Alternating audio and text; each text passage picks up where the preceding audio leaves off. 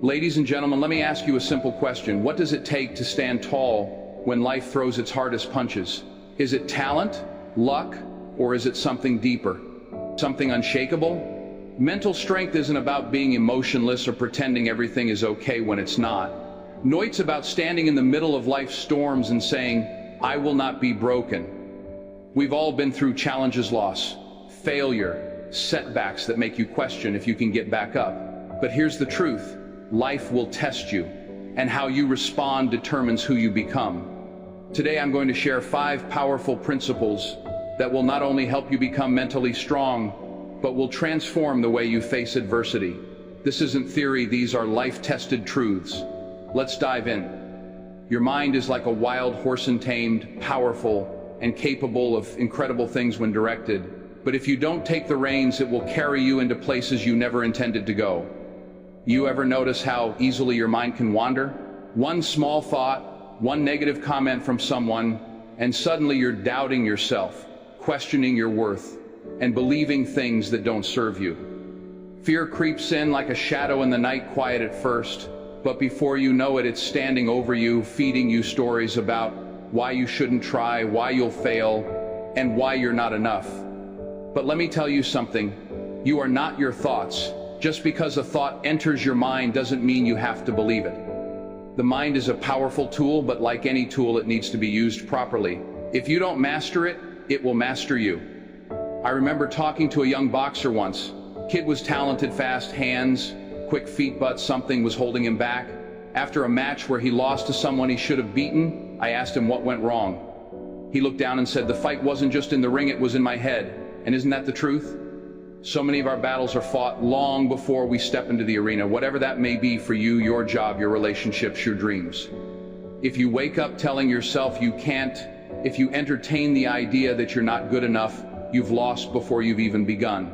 The first fight is always within. Mental strength begins with mastering that inner dialogue. Think about the things you say to yourself. If you spoke to your friends the way you sometimes speak to yourself, would they stick around? I'm not good enough. I'll never make it. What if I fail? Those thoughts might visit, but don't serve them tea. Don't let them get comfortable. When your mind starts feeding you doubt, you have to push back. You have to be louder than your fears. Start by replacing I can't with I will find a way. Notice I didn't say I will try. Trying gives you an out. Finding a way means you're committed to figuring it out, no matter how many twists and turns come along. Fear is persistent, isn't it? It whispers in those quiet moments when you're alone, wondering if you're chasing something too big. It shouts when you fail, laughing at your efforts. But here's what fear doesn't want you to know. It has no real power unless you give it permission. Fear is just a feeling, it's not a fact. Courage isn't the absence of fear, it's moving forward despite it. Imagine a young girl standing at the edge of a diving board, heart pounding. Fear says, don't jump, you'll fall. But belief says, you might fly.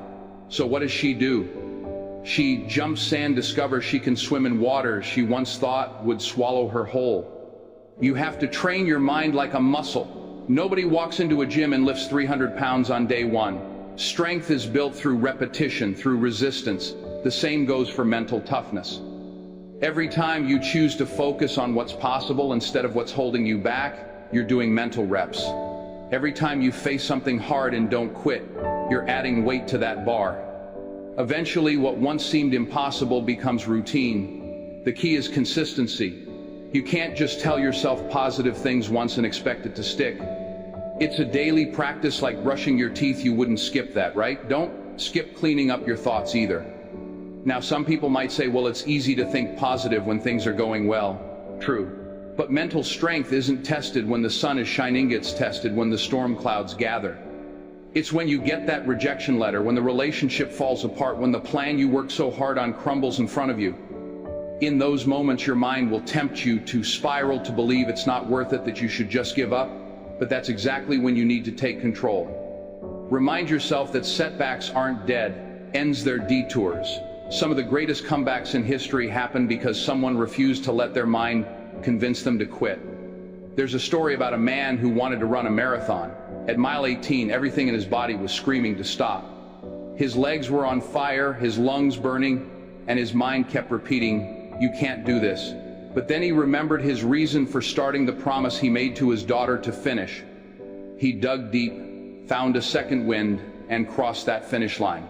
Not because his body suddenly felt better, but because he decided his mind wouldn't control him. Pain is temporary, quitting lasts forever. Look, life isn't always fair. Challenges will come that you didn't ask for, hardships you don't deserve. But you can always control how you respond. Your mind can be your biggest enemy or your greatest ally. Which one it becomes is up to you. Don't let your mind talk you out of greatness. When fear whispers, "You're not ready," shout back, "I am prepared." When doubt says, "What if you fail?" respond, "What if I succeed?" And when that voice tries to convince you to quit, remind it who's in charge. It's not about never having negative thoughts, it's about not letting them park in your mind. Thoughts will come and go like clouds in the sky. Let them pass. Don't grab onto the ones that weigh you down. Feed your mind with what uplifts you. Read books that inspire. Listen to voices that encourage. Surround yourself with people who believe in you even when you don't fully believe in yourself.